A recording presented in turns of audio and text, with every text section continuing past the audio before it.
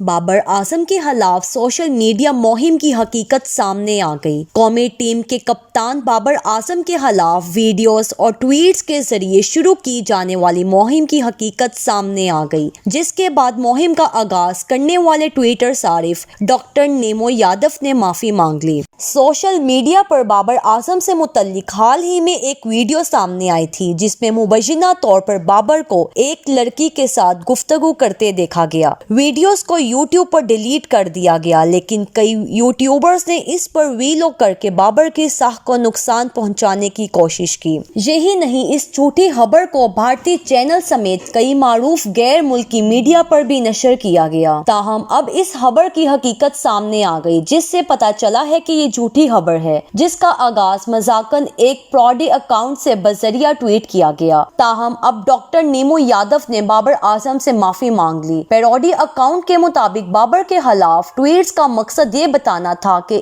کس طرح ایک غلط معلومات تسلیم شدہ حقیقت میں تبدیل ہو سکتی ہے۔ تاہم اب ڈاکٹر نیمو یادو نامی پیروڈی اکاؤنٹ سے بابر اعظم سے معافی کے لیے مختلف ٹویٹس کی جا رہی ہیں، جبکہ بابر اس قصے کے دوران خاموش رہے۔ نیمو یادو کی جانب سے 15 جنوری 2023 کو بابر اعظم کے خلاف ٹویٹس کی گئی، جس میں بابر کی کچھ نجی ویڈیوز کے اسکرین شاٹ لگائے گئے۔ ٹویٹ کو دوسرے دن ہی ڈیلیٹ کر دیا گیا، لیکن یہ خبر تاحال 8 بھارتی ویب سائٹس پر موجود ہے۔ یہ نہیں، میری ٹویٹ پر ایک غیر ملکی ویب سائٹ نے پورا آرٹیکل بھی چھاپ دیا۔ ڈاکٹر نیمو یادو نے ایک ٹویٹ میں بتایا کہ میرے فالوورز مجھے اور میری ٹویٹس کو جانتے ہیں اور یہ ٹویٹ صرف ایک مذاق تھی، جس کے بعد مجھے اور میری فیملی کو پیغامات بھیج کر بدسلوکی کی گئی، جس کے لیے میں مستقبل میں محتاط رہوں گا۔ واضح رہے کہ پی سی بی نے آسٹریلوی اسپورٹس چینل فاکس نیوز کے بیان پر رد عمل دیتے ہوئے چینل کو شٹ اپ کال دی اور ناراضگی کا اظہار کیا، جس کے بعد فاکس کرکٹ نے اپنے ٹویٹر اکاؤنٹ سے مذکورہ